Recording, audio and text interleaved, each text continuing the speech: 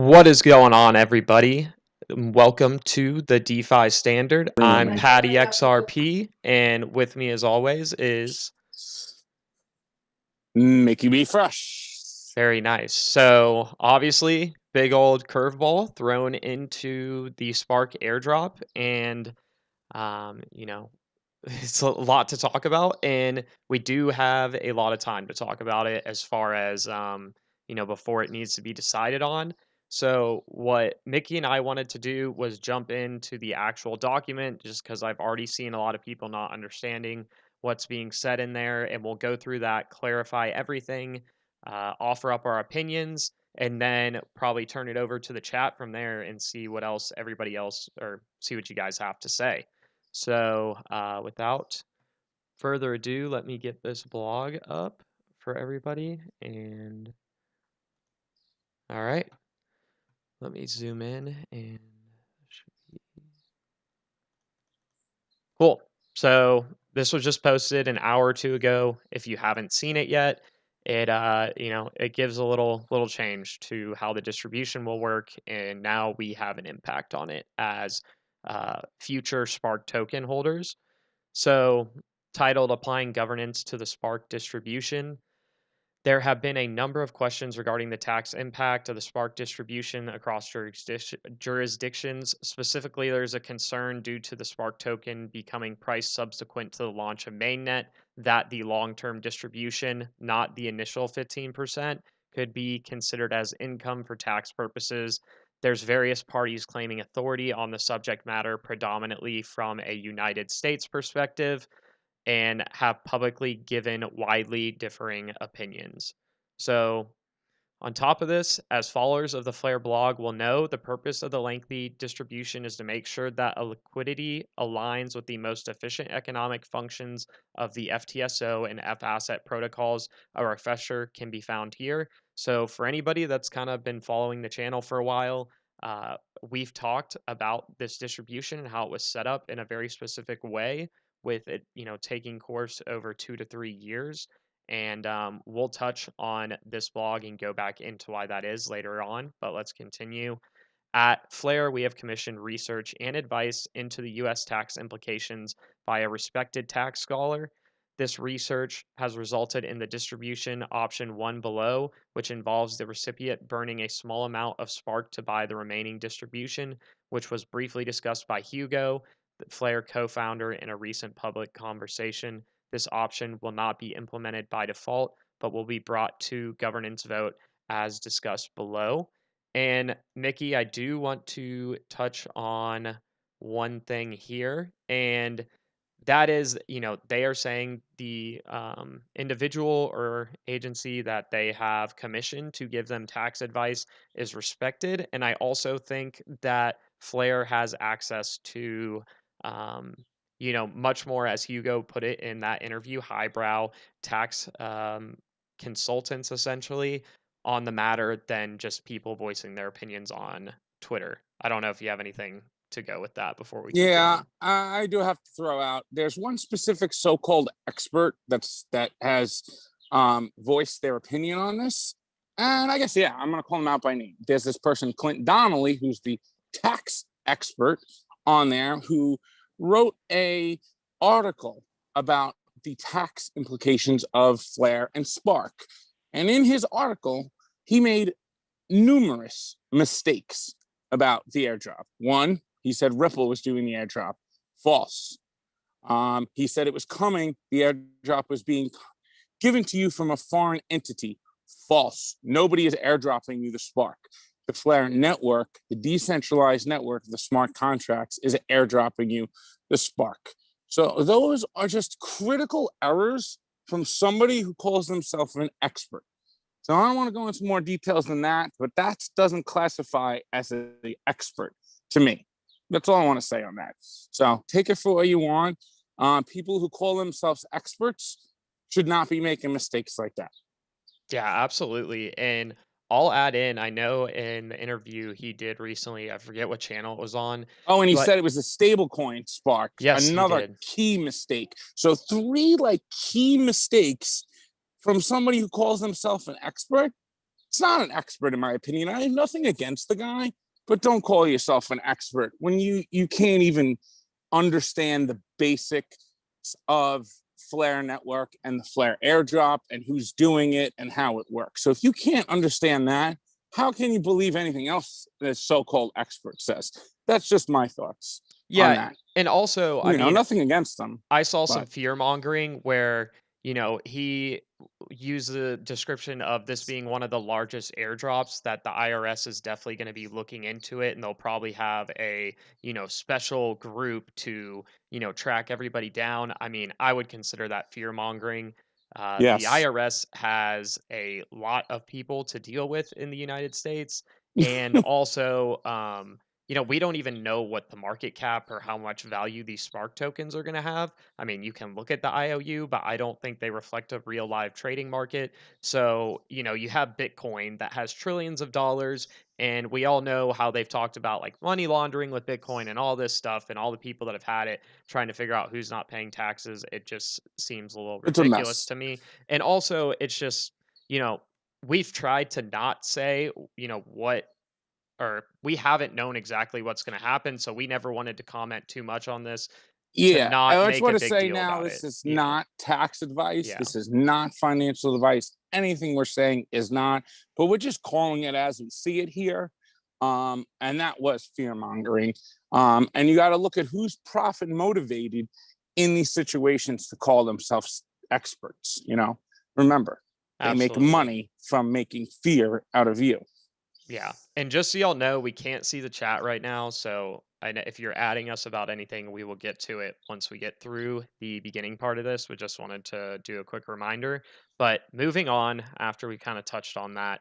So, with regards to that or any other potential option, a number of considerations that need to be taken into account are, but not limited to, so one, the size of the impact of the existing plan on the ecosystem. For example, the number of people and quantity of Spark that the existing plan without the burn mechanism affects. Two, the veracity and perceived veracity of any legal advice received by Flare and the opinions of other experts that have been put forward. So that's one big thing. I really want to know who they got their advice from, which we're going to find out, and also, what kind of credentials and what their reasoning is. So I think those are two big key things that we don't know yet.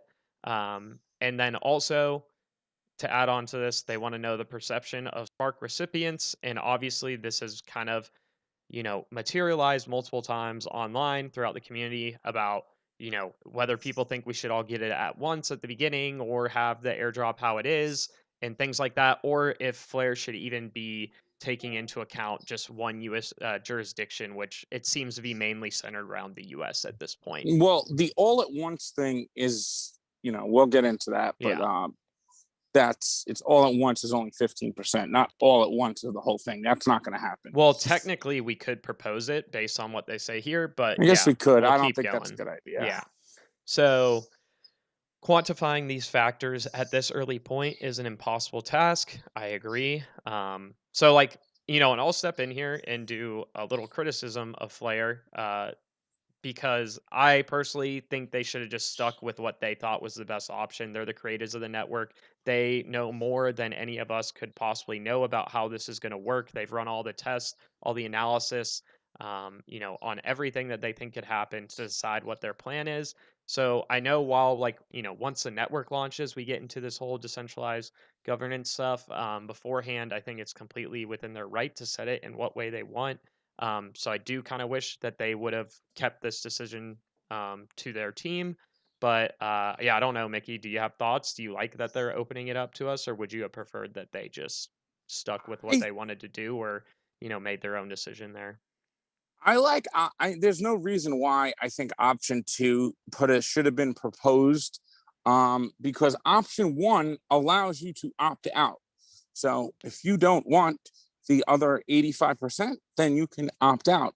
Yeah, I agree with you on that. I don't know what the reasoning um, with option two here is, which would be a distribution halt and lowering it down, when option one allows you to opt out, right, Patty? Yes, and we'll keep going to get I to agree that. with you on that. I Yeah, do. they should have. I mean, so far, Still got to think about it more, but yeah, and it's like they had their reasonings for doing the distribution in this way. They got the people to give them advice on this stuff, and like I was saying earlier, they have a lot more access to top level tax consultants, agencies, whatever you want to call like a tax yeah, advisor. And then yeah. moving forward, they say Well, they're there's been oh yeah. also some Twitter influencers that are sponsored by certain people, so they even give the experts so-called a platform too, which kind of makes it worse here. And it was supposed to be this one thing I do want to say, throw in here, Patty.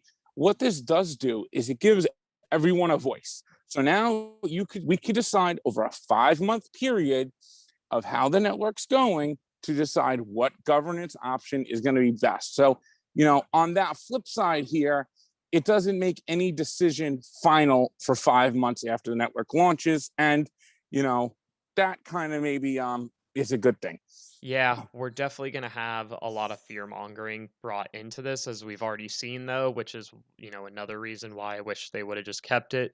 But let's keep Yeah. going. There's a way to understand what the recipients of Spark tokens feel about the various options, and that is to put the distribution decision directly into the hands of Flare token holders through the governance process. So, moving down, the distribution will now be set up as follows. At the outset, 15% of the total distribution of 100 billion Spark will be made. So it's 15 billion. And there will then be a 5-month period whereby, and this is what Mickey was saying, the community can come to consensus over at least two possible governance proposals outlined below or any other option put forward by governance. So if somebody comes up with a great idea that a lot of people like, that certainly can be proposed in this 5-month time period. So I do like that part of this. But Mm-hmm. to go on this, basically, I'm not entirely sure what the voter turnout will need to be, as well as how many need to vote in favor of one of the proposals at this point. However, for me, I would probably vote no for at least the first 4 months of voting going on, just to see what's happening with the network as scheduled. And maybe we're at a point where we're 5 months in, and I look, you know what? Things are working pretty well with the token supply we have now, and I don't think there's been enough adoption. And maybe I don't think that we need that extra spark to come in to continue kind of, you know, um, getting people to participate in the network. So I'm not particularly hasty or feel hasty to make this decision, honestly. So, Yeah. I'm also curious on how it affects the rest of the it how it affects the rest of the general rewards pool, how it affects the FTSO. So some of those things aren't outlined in here fully. yeah. And we're going to get a whole write up Let's get from in. them and stuff like Mhm. that. And so the last thing is, if no new option wins, the distribution will continue from month 6 as previously defined at 3% of the initial 100 billions. So this is where that like option to do stuff and opt out comes into play. So the two proposed options by the Flare team is option 1, which is called buy through burn. This option is based on the legal research commissioned by Flare. A recipient of Spark would receive the initial 15% as previously detailed at the inception of the network. The recipient would then optionally burn a small percentage of their Flare tokens in order to buy the remaining distribution.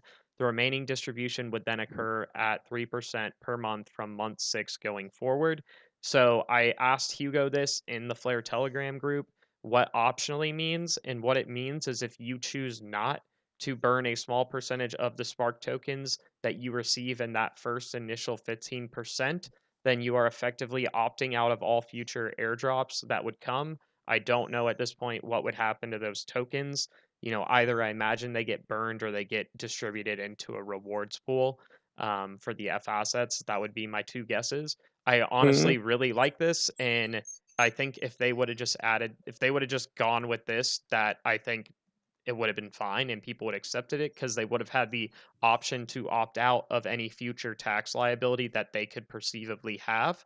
I would also add, so I've already gotten into some debates with people around this. To me, if you have to basically make a payment in Spark tokens at launch when the cost basis is 0 in order to receive those tokens in the future. To me, you're entering into a contract with the decentralized network that is the Flare network, and it would be treated more like an options contract would be, which you don't get taxed as income on the price that you basically can get it at. So, I agree with that. yeah. And I've spoke to somebody about this, and it's a payment. But see, the so-called tax experts in the community um, think differently, and that's why I think they added this, Patty, because that got so much traction. And then you got your sponsors out there throwing things around on their YouTube channels and saying different things. But option one was absolutely fine. I think the community accepted that with no problem. And you know what? To be honest, I think option one will win out overwhelmingly. Let's get into option two and explain the difference here. Oh, And then yeah. we'll Well, put let some me, surveys out, but we want accurate yeah. information out there. We don't, I think as a community, the most important thing here is to put out accurate information and make sure that misinformation is corrected Yep, absolutely. And on this proposal, at least, of yeah. what the Flares team is saying. You know, you could have your debate if you think it's income tax or not, but the proposal we want as much accurateness so people understand. Yeah, and I'll put up a blog or whatever on our website over the weekend at some point covering this, just so people can refer back to it and make sure, like, they remember exactly how it's working and just things to consider as we see proposals and voting rounds come out. So we'll get something on paper for everybody too. And Mm-hmm. just to finish up, Mickey, so the Legal Research Commission argues that the remaining distribution would have been purchased and thus subject to capital gains tax upon sale instead of income tax upon receipt. That's kind of what we were saying. And Mm-hmm. just a second ago, a full governance proposal for this will be drafted and released together with the legal memo upon which the proposal will be based. So that's that.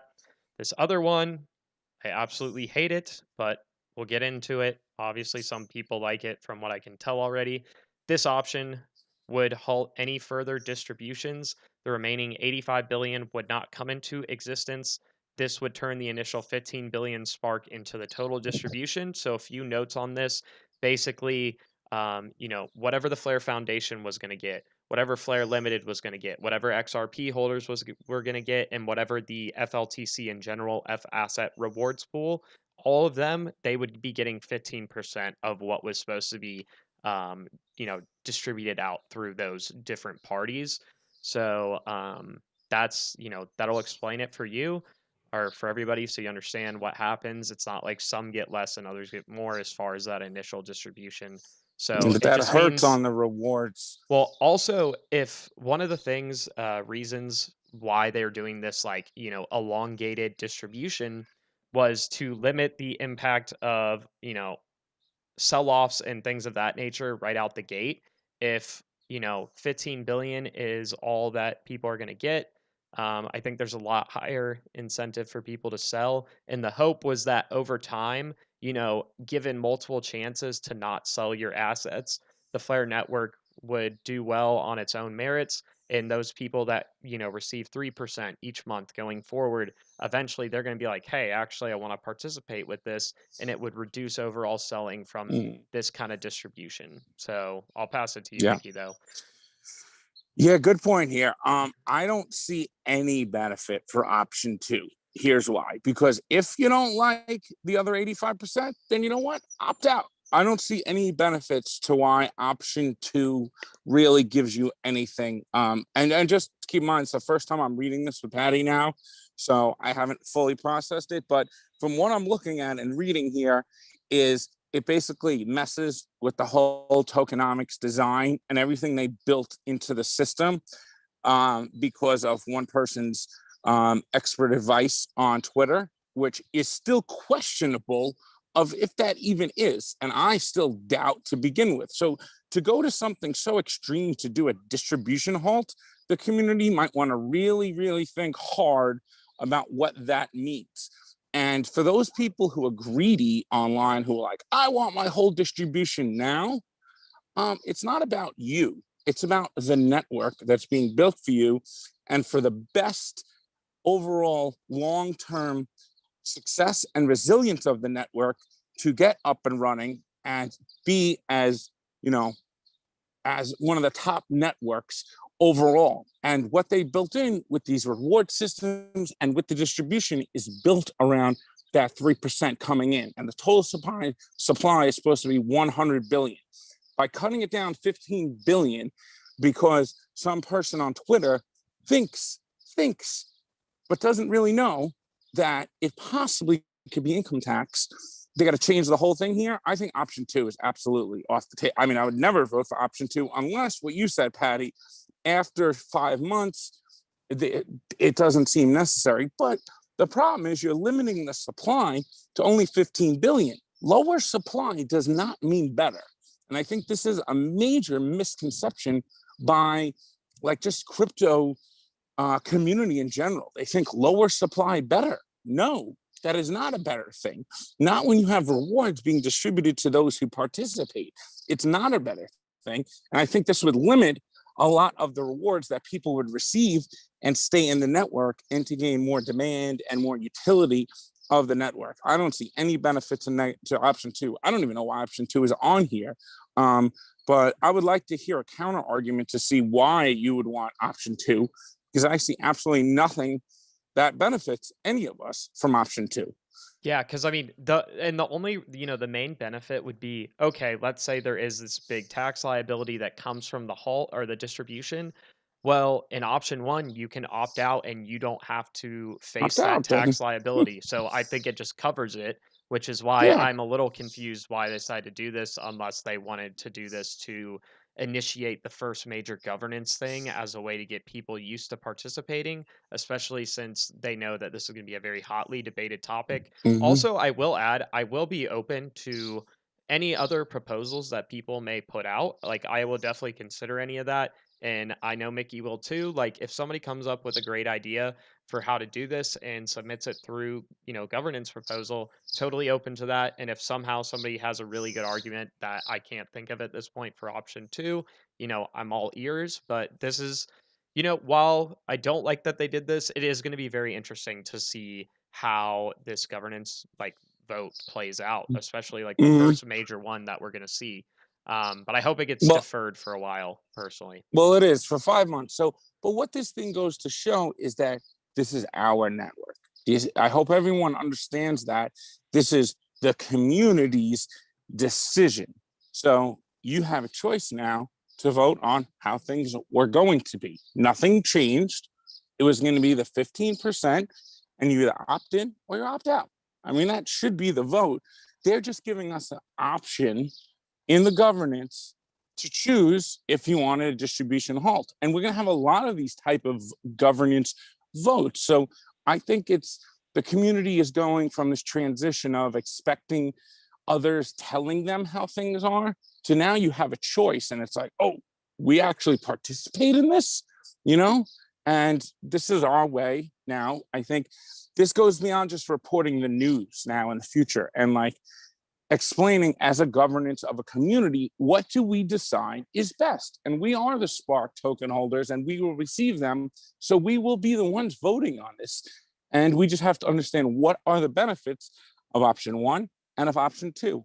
I mean, I'm still really puzzled by what the benefits of option two are. I just don't see any. Yeah, absolutely. And so I just pulled up the chat so I can see what you guys are saying. Just because like the way I have to do the OBS streaming, I can't look at it. So I do like one thing I just saw come through. So it says Inanna, I'm sorry if I pronounced that wrong. She said, please, I believe it is a she, but I'm not sure. Please take note, not everyone is US citizens that have to be scared of taxes. Many Exactly. XRP holders are outside the US and may not have the same tax scheme. And I am with you 100%. It's not just about us. And I think we're going to find out through this vote, how many people that are getting the Spark allocation are, actually in the US, because I don't see why a lot of people that aren't US citizens would care to change it at this point. So, yeah, I think that's an excellent point. Um, Mm-hmm. Now, can I just bring up another point Yeah. here? This doesn't change anything in the short term, just so everyone knows. You're going to still get your Spark drop, right? Your 15%. Like it says, it's after 5 months the decision will be made, right? No, so it could happen at any time during those 5 months. So technically, we could pass it within the first few weeks. 5 month period where the So it could community b yeah, can. it can Okay. be put up for vote, like, a bunch just like the oh, are we lagging bad? Let me see if I can fix it. Mickey, do you know how to, on the back end, if you ever get this thing, it says encoding overloaded? I've never seen that before. Oh, great. Should go close some windows. Yeah, it's probably because I still have a lot of this stuff up from when I was trying to set up the node. I'll just have to get it later. Alright, get that closed. No, Sorry, chat's guys. moving. Yeah, So yeah, what I think this does is, I mean, it really involves the whole community now. We get to make a decision on what's best. I mean, I would like to hear some arguments on why anyone would think option two would be better. I mean, because it looks like option one, what they had set, was a pretty good situation. You burned a little amount, which was going to be minuscule, and then you make a payment, like an option contract, for the remaining 85%. And, going through the whole crypto, we don't have a clear framework in the United States yet for tax laws and all this stuff. And that could change over that 2 to 3 year period. And it probably will.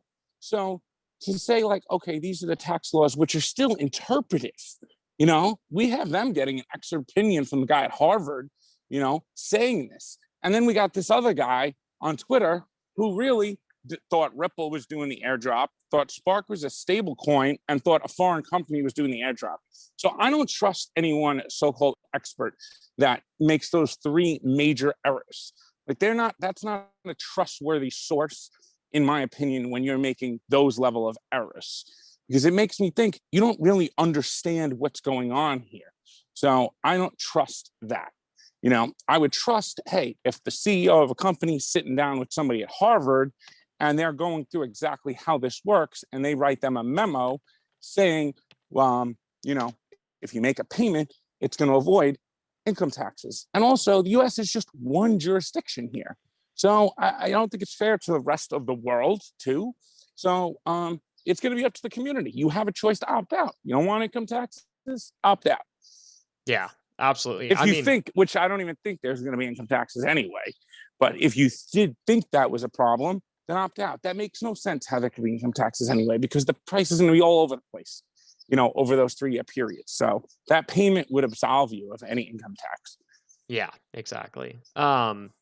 So, and I'll add, like, this was always going to be something interesting. You know, I know that Flare Network is bootstrapping off the XRP community, but I don't think that the Flare community that is being created currently and will continue to evolve as, other ecosystems come in to participate, it's not the XRP community. And I always was going to find it interesting how, like how the XRP community is going to merge into it. Like obviously we've had a portion of the XRP community that's really excited about Flare. Some of it hasn't been as excited. Some just hasn't even bothered to look into it. Now we're going to have all those different groups because we are all receiving this spark start to come in and voice their opinions on this. And, it's going to be very interesting how that turns out. I know, like, I see the chat every time we do these pretty often. Like I recognize a lot of names that are in here at this point. So it is going to be interesting to me. And I will say, like, I mean, one of the things that was going to happen with governance was, people are going to have to talk to different stakeholders, whether it's people that are followed as far as like for putting out information or, you know, um, different businesses that are part of the ecosystem.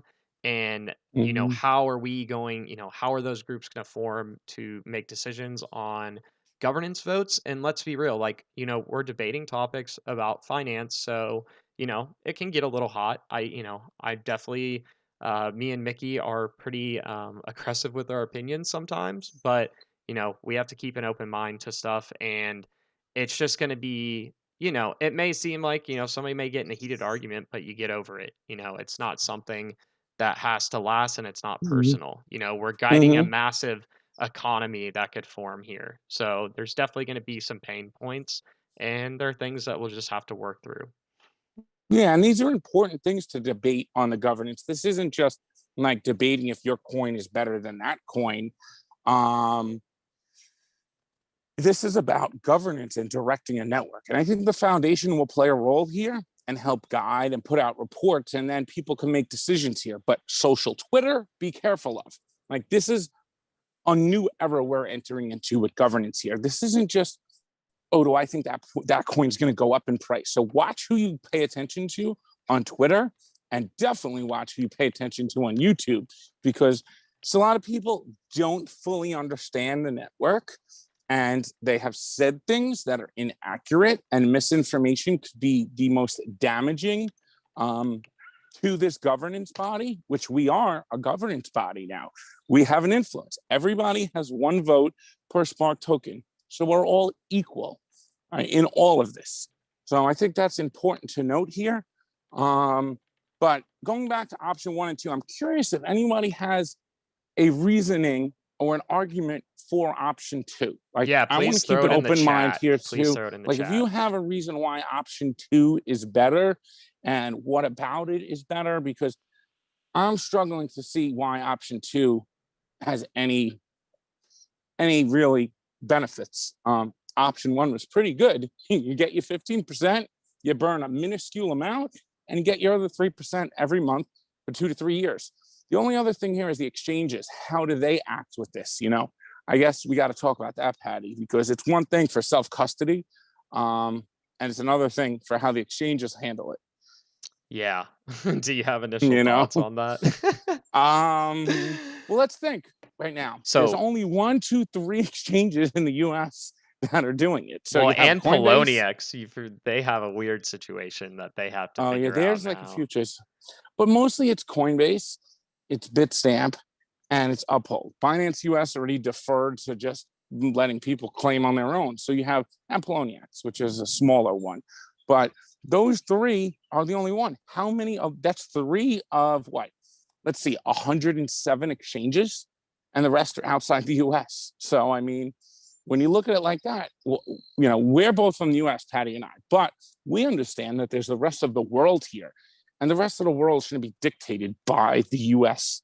And I think that's going to have a big impact on the governance voting. But do you see anyone, Patty, in the chat that has a strong argument for option 2?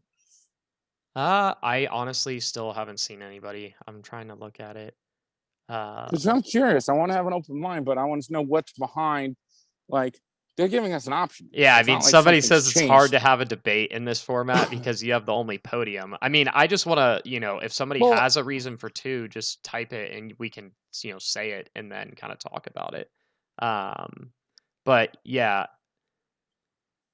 what's it called? Okay, somebody's getting angry about the 5 months thing. Okay, to clarify, the the vote can happen anytime within the 5 months, the first 5 months of the Flare network being live. So, we can have this vote 3 weeks after launch if, it gets mm-hmm, set up like that.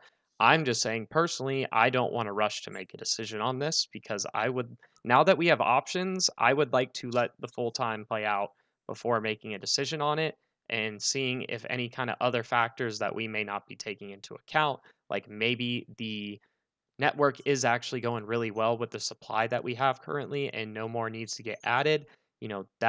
That's an interesting concept to me, but I would need to see how that's playing out in real life to I don't know. know if I agree with that one Yeah, that's necessarily, but fair. hey, Yeah. that's okay. I mean, I would just vote yes, because we are going to release more information on how it affects the rest of the other aspects of the network. Like, for example, the general rewards